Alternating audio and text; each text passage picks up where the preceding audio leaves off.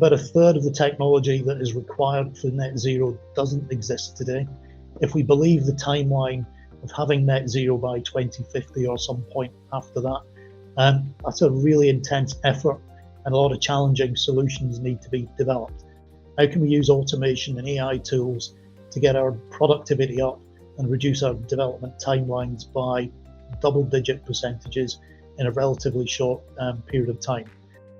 For prediction of impacts, AI will help in search for more sustainable and safe chemicals and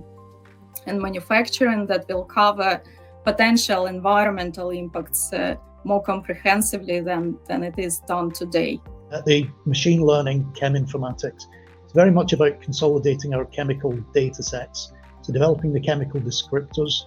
embedding the test results and characteristics that we have historically, and giving our teams a more accurate start point, doing that predictive modelling to tell us where to start the experimental programme and avoiding those numerous experimental cycles that have historically been done before. So normally when you measure polymer solubility, you have a human looking at each individual sample, and our database was so large with over 25,000 data points that it was not practical to have a human analyze these. So we, Jiangjia developed a computer vision algorithm to do it for us, and that algorithm can now classify polymer solubility without a human being involved. But we need to attract data scientists who can implement these new tools and techniques, help us leverage AI to the maximum extent, and help the chemists and the material scientists get to the answer they're looking for more quickly.